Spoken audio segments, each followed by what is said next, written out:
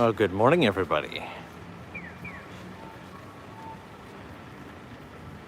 From right here in Asakusa. It has been so long since I've been able to come out here to Asakusa, and I'm just so happy to be out here doing a stream for you guys. And at like a not entirely crazy hour, it's like 6:53 in the morning right now, which in contrast to some of my insane live streams starting at like,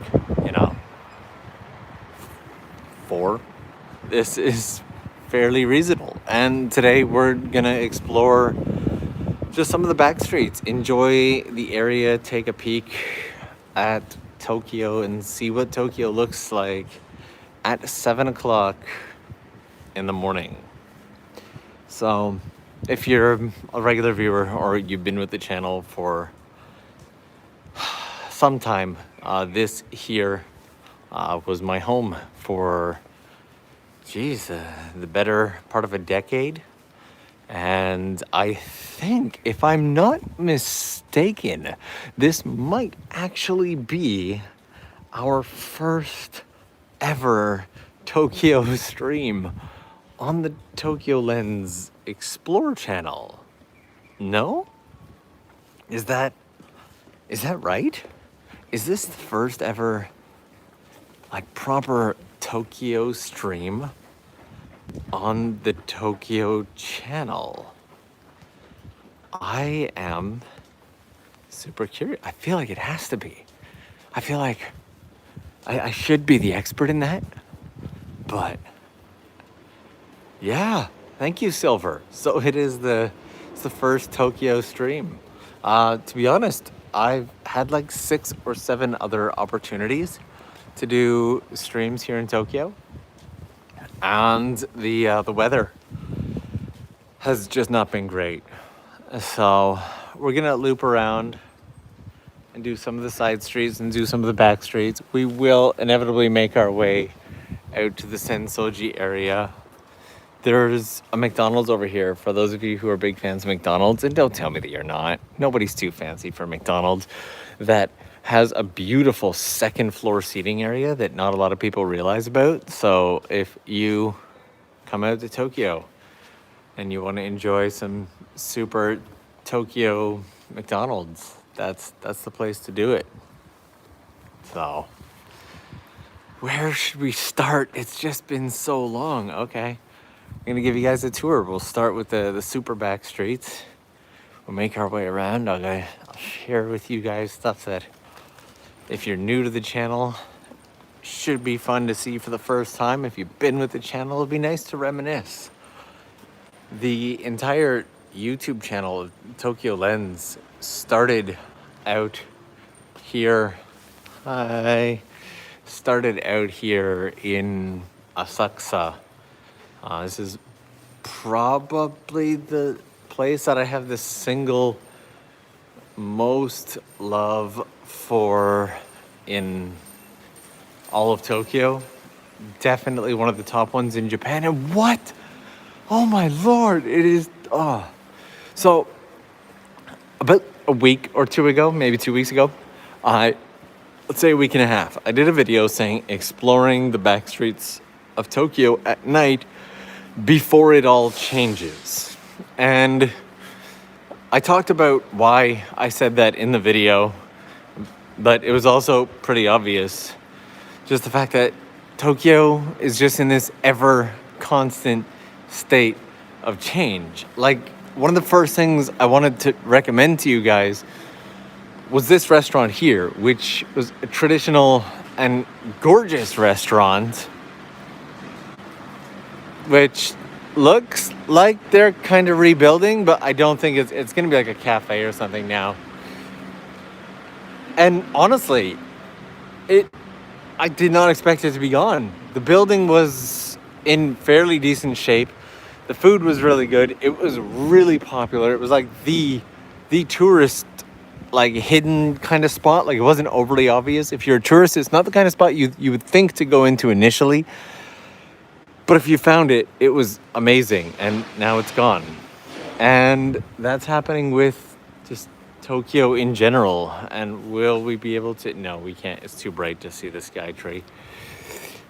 And that's just happening a lot with Tokyo in general. A lot of places that we've known and loved forever are disappearing, and a lot of our views are getting changed as new buildings go up and block out views that used to be there. And it's unfortunate. There's a street down this way that used to have a gorgeous view of the sky tree, and then like a brand new hotel went up, and that just completely ruined it. So I want to say a huge thank you to Jacob Deal for kicking off the super chats today. Absolutely love it. Thank you.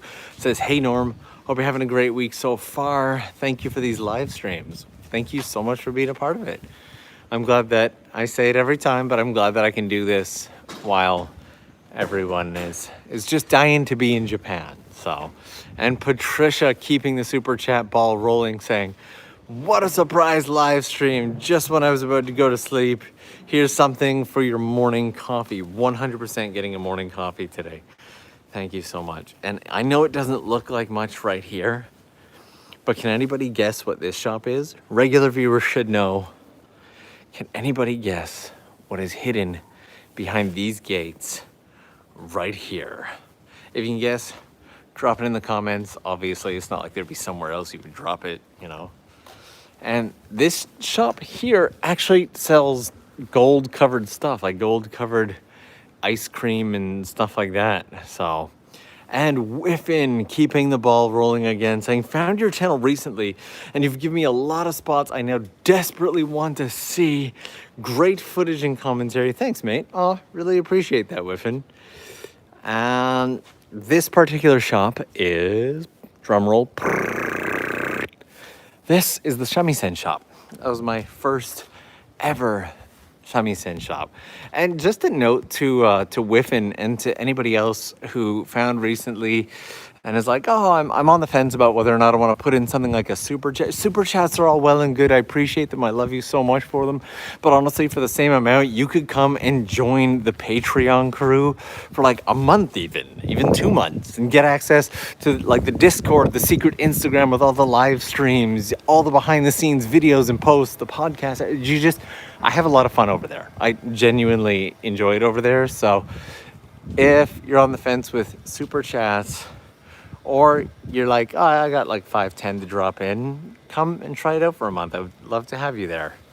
Look at the sky today. It's just so bright and beautiful. You can't really see it, but this here, let me try and zoom in. There's actually a shadow from the sky tree.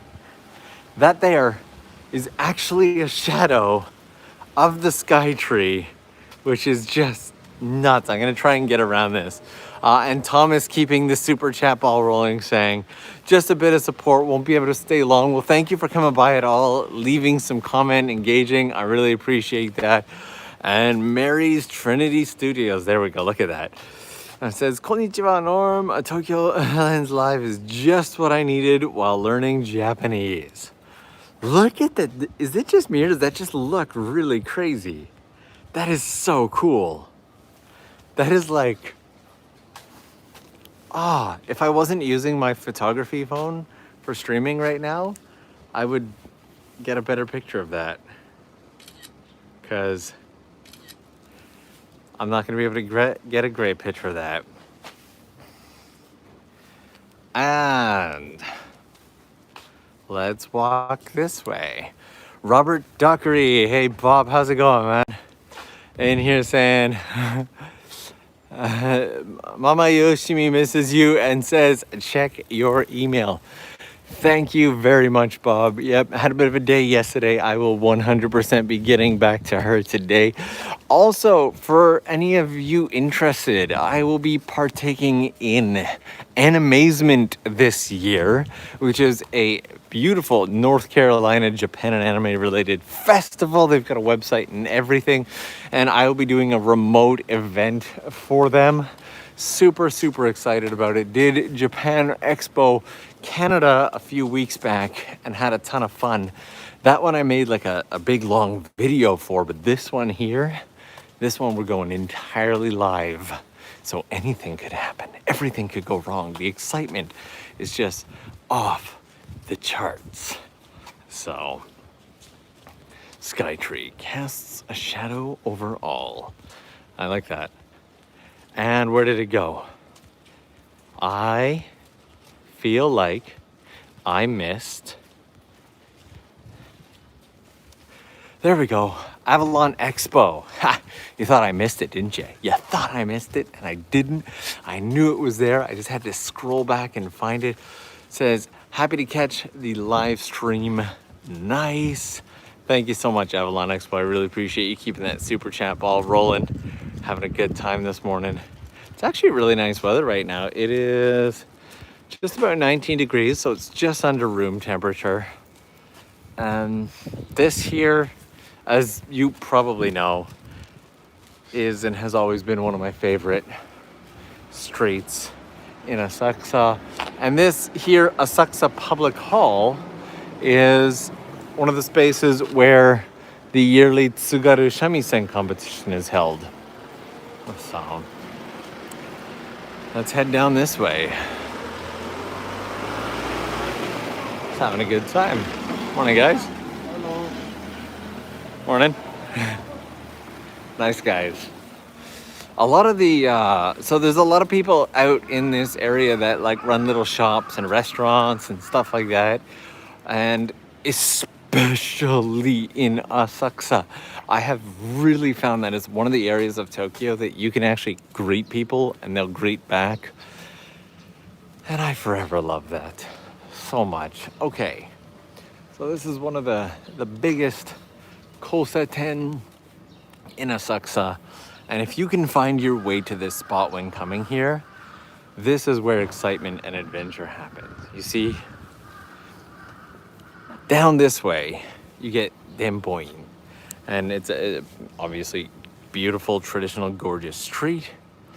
Out this way, you get Hoppy Street, which you wouldn't know much to look at it right now, but at night, this place is hopping. It's called Hoppy Street. That was not on purpose. Anyway, there are a lot of little bars and shops and restaurants. And then out this way, you get kind of the more like entertainment district of it. And by which I mean you have like Don Quixote and the pachinko parlors and everything like that. And then out this way, you have the shopping centers and all that. And then this way down here, you get some extra like restaurants and cafes and back entrances to some of the game centers. So Eva-chan in there saying, for your morning coffee. Eva-chan, thank you so much for that. And Slices of Japan in here. As always saying, hey Norm, many thanks for live streaming one of my favorite areas of Tokyo. I hope you're doing well. I'm doing absolutely great. Thanks so much. So it's been a while since I came out here. This is, I miss it, Cafe de Royale. And as you can see, it's a really beautiful place inside. This place has spectacular morning breakfast sets, which they don't have posted outside yet. It's just, oh, I love this place. Honestly, if you ever have the opportunity to come out here, it's a really great place to have a little breakfast. I think last time I was out here was with Katie and Eric. So that was some time ago. Slices of Japan. I still love that name. I've never gotten over it. It's always just kind of stuck with me. So one of my big fears is that eventually this Rocks Dome and Taito Station may or will disappear. So I want to capture this right here and kind of give you like a full view of it, because this is one of my favorite places in all of Asakusa. Beautiful truck view there. Best truck view ever. So this is one of the most long-standing classic entertainment play like game centers in the city, and there are just so many game centers and whatnot disappearing right now. And it looks like this one has recently actually received a fresh coat of paint, which is hopefully promising. But it's got a set of batting cages and whatnot in it. The second floor is a ton of fun, and then the first floor is all games and crane games and stuff like that. So, and JZM saying for another morning coffee, Norm, and helping me get a break from my workday. I hope you're enjoying the break. There we go. This area up here used to have a pretty big stadium on the first floor, which was moved up above now, and this is it. Rock's Dome, by far one of the most fun little game centers in Asakusa. Every time I come out here, I do what I can to support this place. So if this place can make it through to the borders opening up again, which no, I don't know when that'll be, I would be just so happy. I would love to see this place here for another 10 plus years. But between people not being able to gather and hang out in indoor spaces, and between a lot of building contracts running up and a whole bunch of other reasons, game centers all across Tokyo in Japan have been disappearing like absolute crazy. And it's a heartbreaking story. And Chris Yamagata in here keeping the super chat ball rolling, saying, just came home from work and here's Norm with a live stream. Well, here's Chris. Thanks so much. Super excited. So, the Adores Game Center, this is another one. It's another multi-floor, but this building is actually home to one of the greatest secrets in Tokyo. So, ooh, you know what? I think I'm gonna show you guys my first ever apartment in Tokyo. But before that, let's take a look at this building here, which, for as classic and cool and crazy as it looks, is somewhat unassuming. You're like, okay, this is a game center and a convenience store up on the first floor, and then looks like there's some rooms up there or something. This place, at last I checked, has a 7-year waiting list for people to live there. Most of the units are spacious and beautiful, with large balconies and at an insanely reasonable price. Mind you, the last time I did price checking was somewhere around 2007, at which point this was something like 80,000 yen. Wasn't even $1,000 a month to stay in this building. And that is bonkers. So, Pacific Court. It's probably, inflation and life and all that is probably much more expensive now than it was back then. So, and as we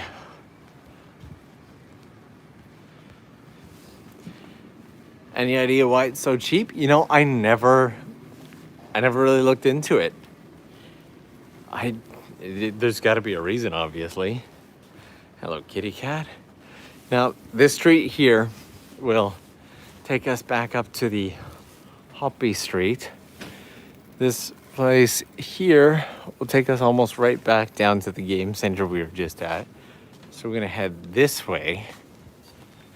Just do a little looping around. Such a quiet and peaceful, it's a Wednesday morning. It is a Wednesday morning.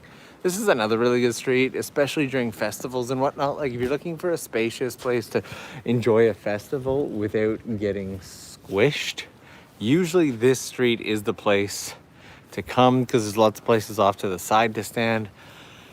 And you can do the whole festival thing without getting entirely squashed. I was like, Mom. So I'm gonna head off around this way. This here is what I can only describe as Tokyo's worst koban or police box. They are famous in Asakusa for having far too much time on their hands and harassing locals, non-locals, anyone on a bicycle, anyone who has feet. When I lived my first year in Japan, they would stop me on average 3 times a week for anything ranging from checking my bicycle registration to checking my visa, yet again to checking my pockets, to checking my bags. So I've always just kind of developed this tendency to walk around back of that particular.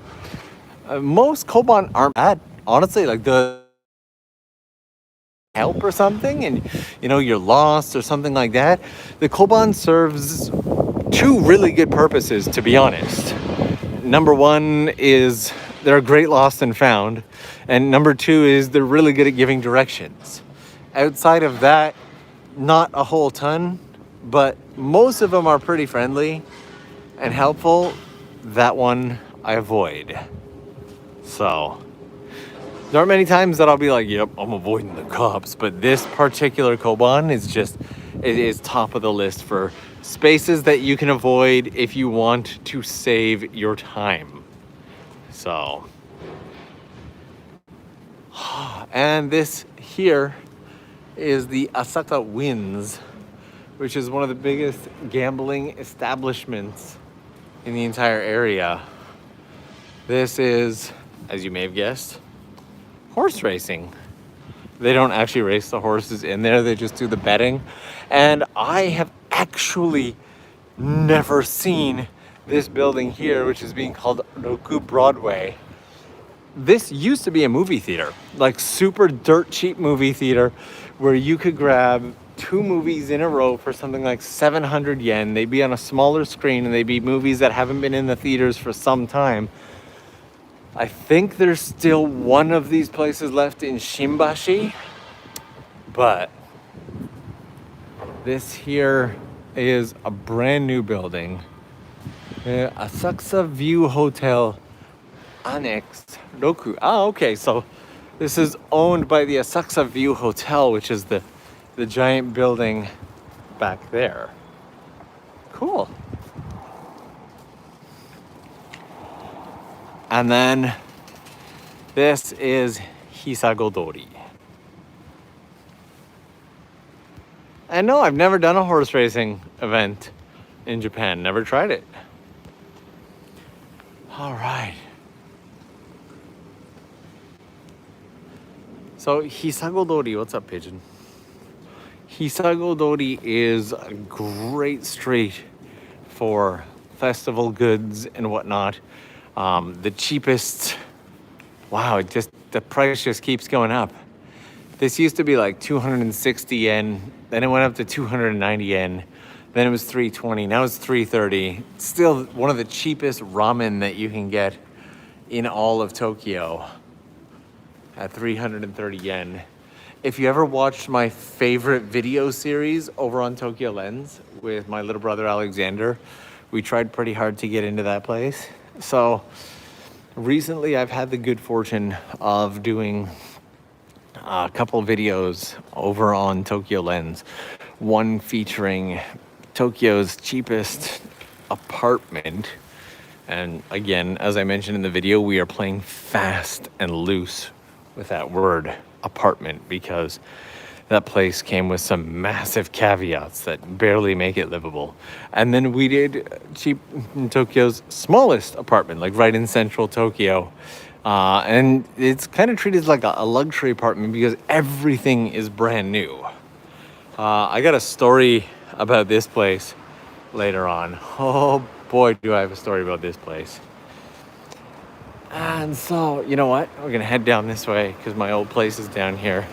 And in those videos, I mentioned that if I had been a YouTuber when I lived in my old place, that I would have 100% made a like proper video of it. And And oh my lord. So I think the building still exists, but they've tossed up an entirely like new front on the building. So you can't tell how like decrepit and terrible it is. They literally just plastered a brand new front onto the building. So we're gonna go take a peek at that. But inside I think is now used for like someone's home or office or something like that. The entire inside's been revamped and renovated. It used to be originally a ryokan, a traditional Japanese hotel. And inside the floors were quite literally made of like mud and stone. The walls were like bamboo poles and stucco. And yeah, it looks like it's a company now. This gray building here, this is it. And do not let this like fancy facade of like you can see this is what the building looks like. And I think I talked about how like my window opened up right into a wall. That was one of my windows right there. So it opened up right into this wall. Like, look at this. Look at the wonder. They just literally were like, oh, we'll put some paneling over it, make it not look as bad. That was my room right there. It was only 4 tatami mats, which is like, I don't know, 6 meters squared or something ridiculously tiny like that. And they completely revamped the entrance too. Like this entranceway, there used to be like a big circular glass window here, and you would actually enter in from the side here, and then like the kitchen and whatnot was there. But I'm sure they've completely rebuilt and renovated. And yeah, you can open the windows. It's just there were nights where like a ramen cart would be walking through the streets, and the guy would pull up on the corner here, and he'd be blowing his little horn, and you'd come out at 2 o'clock in the morning because you got woken up by the sounds of ramen, dude. And you come out and you'd have some ramen, and it was nice. This is also brand new. There was a totally different building here when I lived here. It was an apartment building, and it was very, very ugly. So, but you can see here that a lot of the stuff is due for restoration because a lot of Asakusa has just kind of started to age to the point of crumble. Well, let's head down one of these more narrow streets. Look at this, seriously.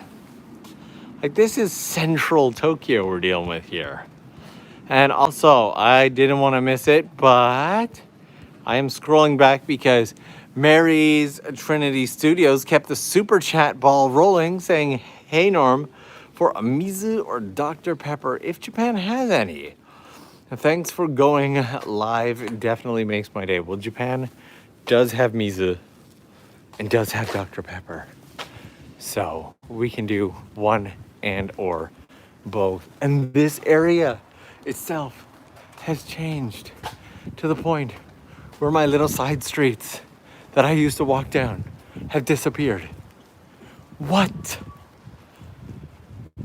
You've got to be kidding me. The change. There's just so much change. There used to be like little narrow side alleys here that you could go down. And now there just isn't. They are gone. Gosh, golly gee. And wow, Slices of Japan, what are you doing here with this sticker? Wow, thank you. Honestly, thank you so much. It means the absolute world. Change is the only constant. It's kind of painful how poetically true that is. Gozaimasu. God, I miss Asakusa. I just miss the people. I miss the atmosphere. I miss the energy. I miss the greetings. I miss the human side of things that really makes this area stand apart from the more central areas of Tokyo. And that is me undoing my jacket. I took the e-bike out here this morning whoo, and that jacket's really helpful for that, but then you get really hot because the temperature is continuing to increase.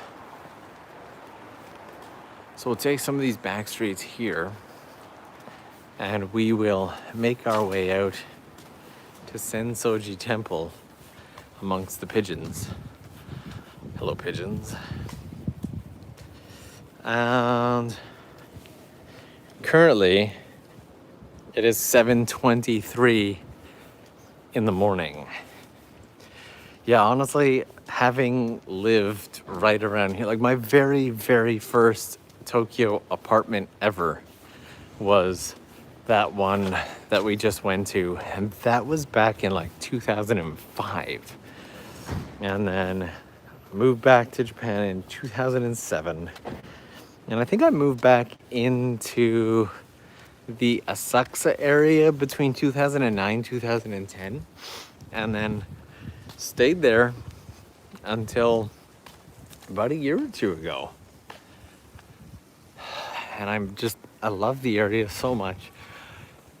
Asakusa, like this area is probably featured in at least 10 or 20 of my like first videos. I don't think there's anyone who's done more Asakusa content than I have. And I find myself curious as to whether or not the secrets and the back streets and everything are still there, or if so much of it has just changed that it's gone, which is one of the reasons I was personally invested in walking out here this morning, just to explore the area and see if the spots that I love so much are still there and still doing well and still thriving. This is another example of where they've taken a place and just added a wall to the front. Like you can see there was clearly a building back there, and then they're like, oh, building looks bad, we'll just add a white wall to it, which ironically has aged terribly and now also looks bad. And don't forget your metal grating on the side to hide it, because it's done so well. I kind of love it though, to be honest. And I just love the views. I don't think that, like, Asakusa is one of those areas where it is very lively and beautiful during the day. There are no shortages of things to do, shops to hit, restaurants, activities, you name it. But it's also one of those places where I think you're gonna get one of the most beautiful morning walks that you'll find in all of Japan, not just Tokyo. And because of the fact that the area is like very, very wide spread. Oh, nice. All the green's out. Okay, we'll go back in that direction in a second. Does anybody remember the name of this? I did a video. What's up, dude? I did a video of Sherry some years back where she tried to translate the name for this street, and it was like hidden vine covered vine street or something ridiculous like that. There actually used to be a sign right here, like an entranceway, like a gateway to this space, and now there isn't. But this here is a whole bunch of mom and pop shops, little bars, snack bars and stuff like that.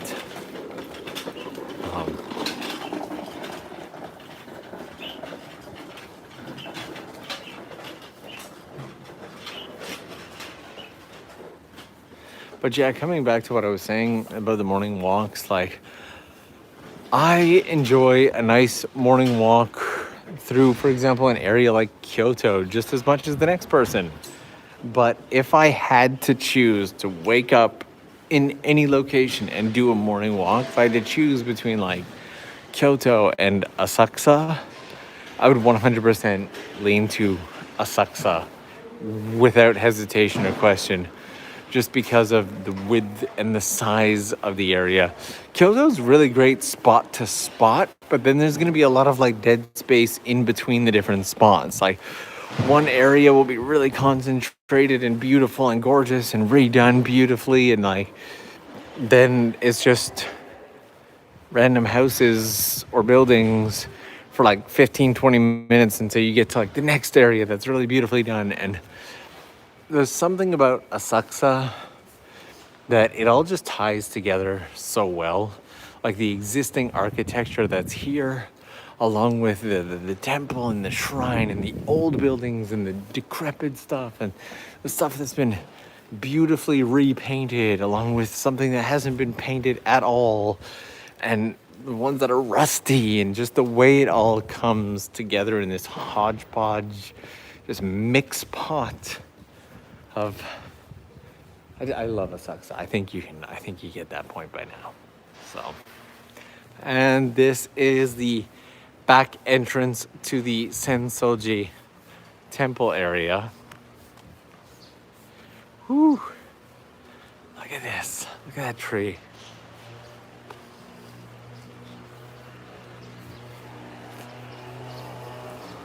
It's actually felt weirdly refreshing to be doing a bit of content in Tokyo again lately.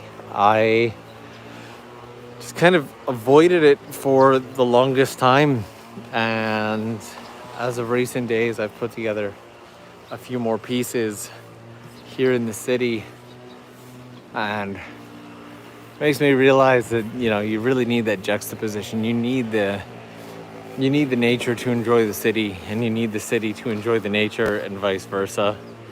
And so I just want to give a huge shout out and a thank you to Patricia for keeping the super chat ball rolling there. Thank you so much, as well as Gina for keeping things rolling with that stamp. Huge appreciation. Oh yeah, likes. Forgot about that. Give that like button some love. Let's see if we can't get that up to 300. I know we can get it up to 300. If we get it up to 300, I will 100% not jump in the pond. That is a promise. So, guaranteed. Guaranteed. There's a little waterfall over here. A while back, the water had gotten so bad that they were like dyeing it blue for some time. And there was just something really funny about it.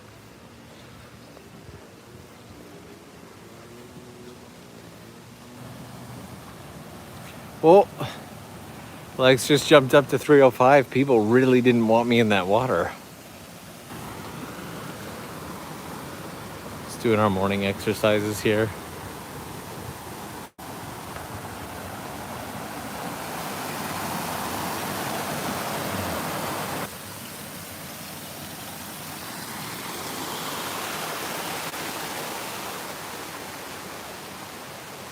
And the Senso-ji Temple.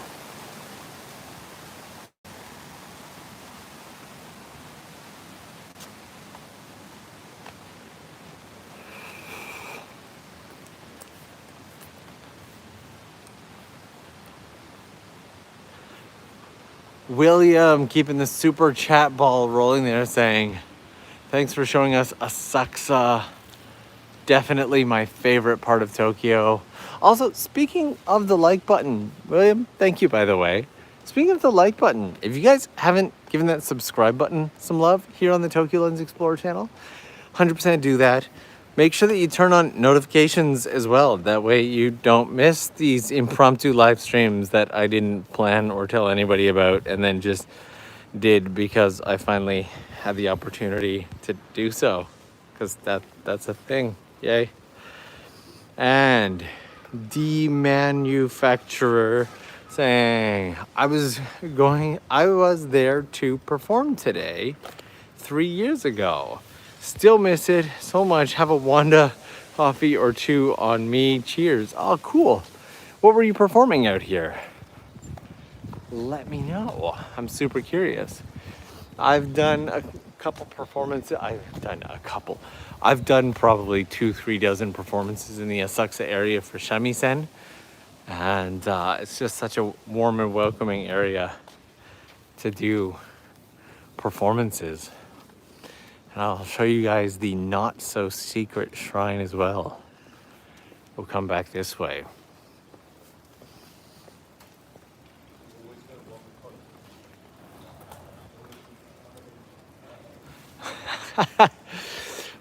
Jake, man, how's it going? How have you been, Jake? It has been some time. Good to have you here, man. Good to have you here. So right here, we've got the Senso-ji temple, behind which we have a shrine that has a really interesting story that I always like to share whenever I can. So we're gonna sneak into this little shrine. I'm gonna share it. Now, if you've been a regular viewer for some time, I've definitely put this in 1 or 2 videos along the way. But considering this was like not information written on a board, it was information passed from a person to a person. It's one of those stories that I don't want to die. I wanted to survive and keep going. So I want to share this with you. And if I missed what kind of performance it was, guys, let me know, because I've been trying to keep my eyes on it. And Slices of Japan in here, keeping that super chat ball rolling once again. Thank you so much for that. Okay, so there's a story. Again, cannot guarantee or verify the accuracy of this story. However, there's a good chance it's pretty accurate. So Asakusa, this entire area, has a really deep culture and history with the Yakuza, the Japanese mafia. Now, here we have Senso-ji, and inside of here, we actually have the 3 main shrines for Sanja Matsuri, one of Tokyo's biggest festivals. 3 days, over 100 portable Mikoshi Matsuri shrine things. And they're kept behind, like, look at that lock. Look how big that is. And so they say, the story that was passed on to me from a gentleman many years ago here in Japan was that this shrine back here is the Yakuza protector shrine for Senso-ji. You see, since Senso-ji as a major temple isn't allowed to have any direct connection with the mafia, who actually run a lot of the festivals and stuff like that traditionally in Japan, and during disasters have almost always been known to be the first line of support. In the March 11th earthquake back in 2011, the mafia got like hundreds of thousands of dollars of support and hundreds of people out to the affected areas far before the government did. And this area here is, it should be written on the back of these somewhere. Yep, it's really faded. Should say Shinmon. Where did it go? Everything is so corroded. Like there was text on these. That's all been like corroded off over the years. But you can see Shinmon here, the new gate. And this particular shrine is an Inari shrine, which they say is the quote-unquote mafia or Yakuza shrine, hidden behind the main temple for protection. Again, it's a story passed from a gentleman here at one of the festivals down to me many years ago. So I cannot verify the validity. And we won't be going in here today. This is actually the residence for the people who work here at Senso-ji Temple. You need permission to go in here, so we won't be. But I did want to show you a bit of a... Steve. helping me out with the demanufacturer's question there. Thank you. And Xanadude says, since you drive quite a bit, any tips for 2 weeks of driving around 5 to 10 hours a day from Sendai to Kumamoto back to Tokyo? Well, my first tip would be use your nights as much as possible to drive.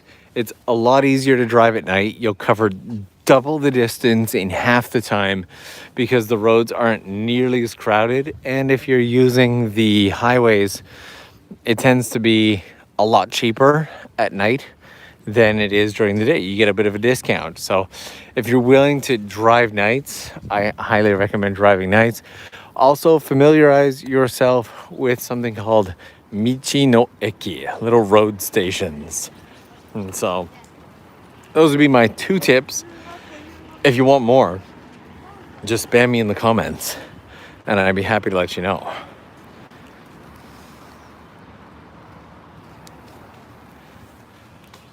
I love this over here. Little Ultraman.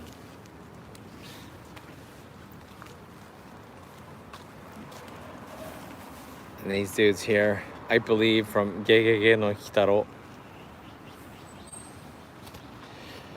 Also, Onstar, how's it going? Best artistry ever. Went out for a coffee run. Here's some coffees on me. Thank you so much for that.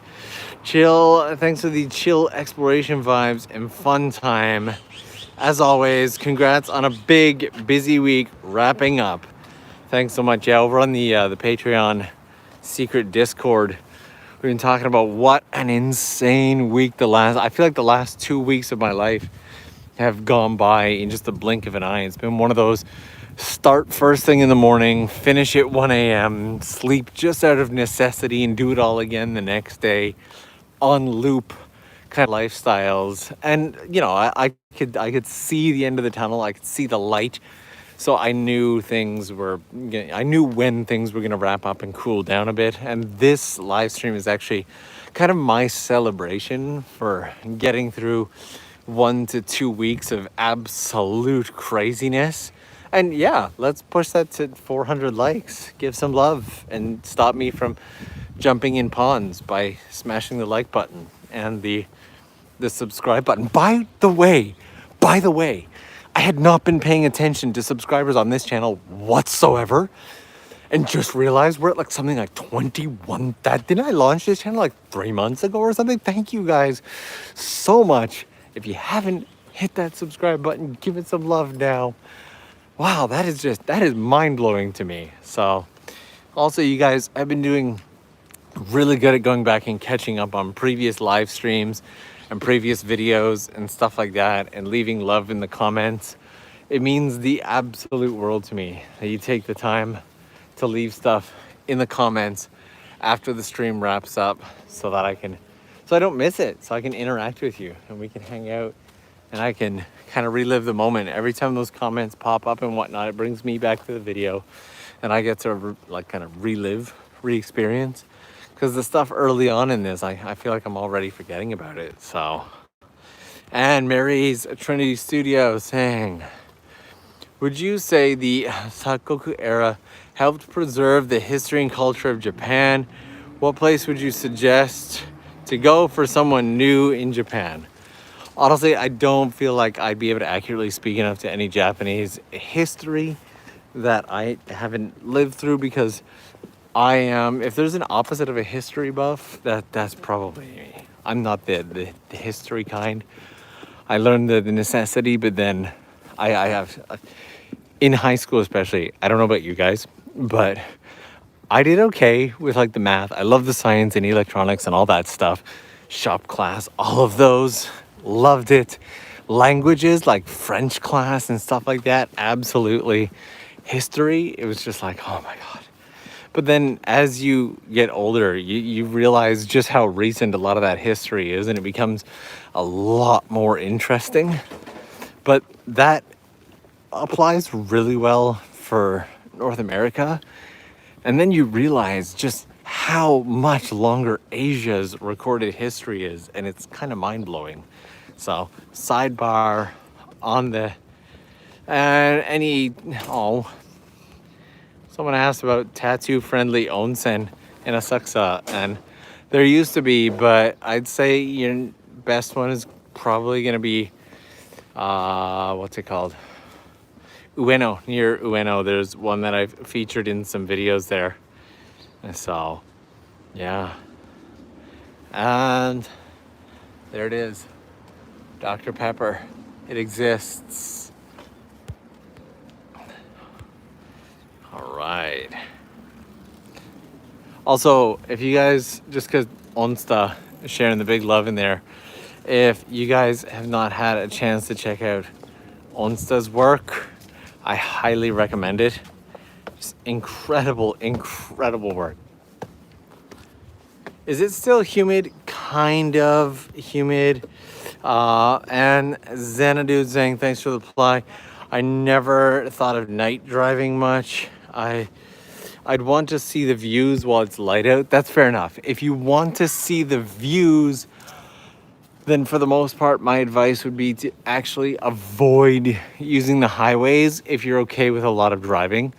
You'll get so much better views by not using the highways in Japan. The highways take you through a lot of mountain valleys, a lot of tunnels, and it's just kind of the same stuff on loop.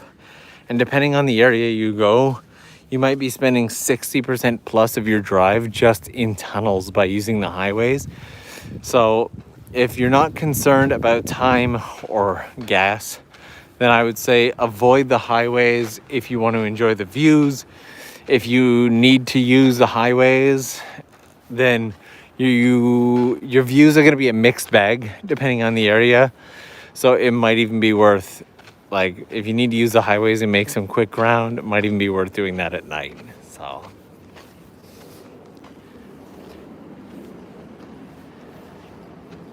are tattoos frowned upon in onsen or Japan in general? Japan in general.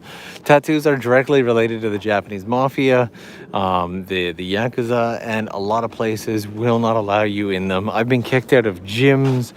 I've been escorted off of beaches just for having a tiny tattoo hidden behind my watch and didn't have my watch on that day. So corners, man. Corners and wide lenses. I just absolutely love it. I feel like this dude's waiting for me, so I'll get out of his way.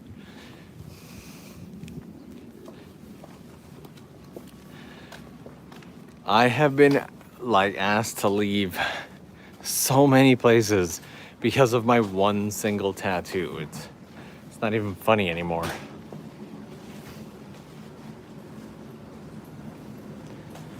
And I feel like one of my favorite restaurants around here is also gone. Dang, man. Stop disappearing. But what do they say? They say, please leave.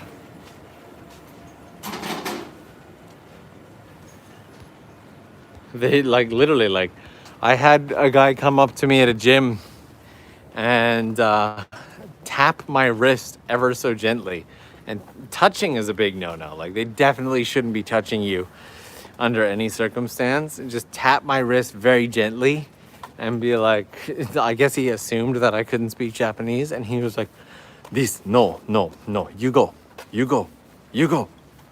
And escorted me out of the gym because I had a 25-cent coin-sized tattoo on my wrist.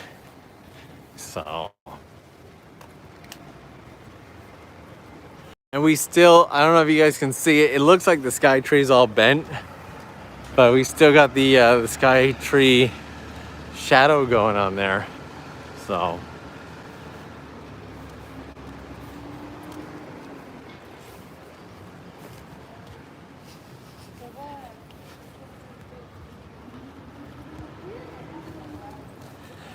yeah, they, do you take the trains often? I used to take the trains daily, I now almost never take trains anymore. That might change, obviously, come the winter. But once the world kind of flipped itself upside down, the last place I wanted to be was in a hyper crowded box on wheels, especially considering the fact that like a single earthquake can just completely stop the trains, and then there you are, stuck in a box. Also, look at these streets. Can I just take a moment to share this little space? Couldn't love that more. Love it. Let's see if I can make it down. We're just jaywalking like crazy back and forth across this street. I'm a jaywalker.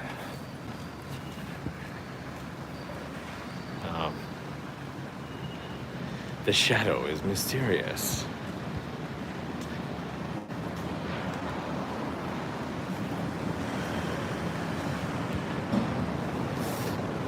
They make a tattoo cover-up cream. Yeah, I can't be bothered, to be honest. Like, I've got hair on my wrist as well.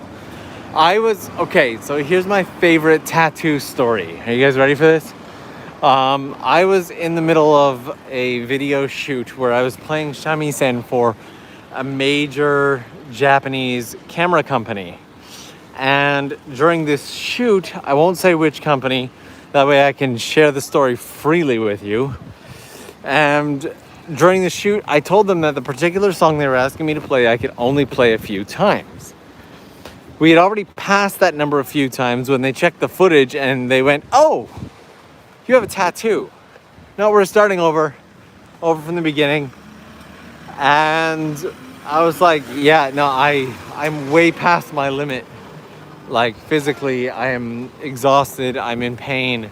We're just gonna have to use what we have. And they're like, no, we won't be using a shot that has any tattoos in it under any circumstance. And if you're unable to keep going, then we'll just consider that a breach of contract, and we'll drop the bill for this staff and studio and everything on you. That's if you think you can pay it. And it was so stressful. So in the end, I ended up playing it, and it sounded absolutely terrible, and they still used it and published it and everything. So good for them. They're like, yeah, if you think that you can afford to rent out this entire temple and this whole film crew by yourself, we can't tell you how much in advance, but we'd be happy to send you the bill if you're unable to finish your contract. And I was like, damn, that sucks. So, and actually, it's kind of on par for these type of companies. I remember I did a video for a Japanese camera company that may have been a different company or may have been the same company. That's all I will say about that. Also, look at this. This is part of a set of art installations along the river meant to kind of frame the Tokyo Skytree in a neat way. So there's all these like different like art installations along the river. What's up, pigeon? Which all point to or frame the Tokyo Skytree. And there's all kinds of, oh, you're just like looking at me. Hey, what's up, man? How you doing? Just grooving. Shake your groove thing, shake your groove thing. There we go. We just sang to a pigeon. That's the thing that just happened. And so, yeah, in one of my old intros, the company was like, they completely approved the video that we worked on together. And then I think like 48, 72 hours later, they called me in a panic and they said, we just noticed that there's a man in tattoos for, I think it was like 0.4 seconds, 0.3 seconds in the intro of your video. We didn't catch that before. We need you to delete the entire video from YouTube. And I was like, no, I'm not doing that. I will not. I will not be doing that. And they're like, well, it impacts our brand image. I'm like, you literally just said it's like 0.3 seconds. I'm not, no. And so, needless to say, when that company gave me an offer for another job, I, let's say, politely told them where they could file their offer. So it was it was an interesting situation. Good times, amazing times, Suntory times. So like, if they had asked me if the video, before the video had gone up, then yeah, cool, whatever. I can, remove it for you, keep you safe, whatever. But if the video's already live on YouTube and you're like, delete it, I'm like, no. Like, there are still tons of people who haven't seen it, they're enjoying it. Just let people enjoy their video. No one's gonna care about 0.3 seconds of some dude with tattoos in an intro that's completely unrelated to your storyline. It's just no one's gonna care. So, and today I am actually out in this area because I need to go grab a few shots for a documentary that I am in the midst of working on right now. And I need the last couple of shots for that documentary in the hopes of making it the best documentary that it can be. Whew. But on that note, that Burger King is looking real good. I think that we're gonna take a peek at the sky tree over here to start wrapping this one up, so I can get those beautiful shots and get some editing done for this week's documentary. Sneak out on the outside edge here, see if we get arrested for it. No arrests yet, we're doing okay. Sky tree is just looking so good. So a huge thank you to each and every one of you who joined today. It has been a ton of fun. Thank you so much. Don't forget to leave me something in the comments. Like, when the whole video goes up, drop something in the comments. Have a bit of a chat with each other. What was your favorite spot? What is your favorite area of Tokyo? All of those things. Thank you, as always. And if you just got here and you're like, no, it's over, then go back, watch the whole thing, get a good feel for it. We had a really nice walk today, and luckily we didn't have any major dips in quality or anything like that. Thank you guys so much. And I will see you again real soon. Patreon crew, we might be doing a bit of a live over on the secret Instagram. I'll see you there in a minute.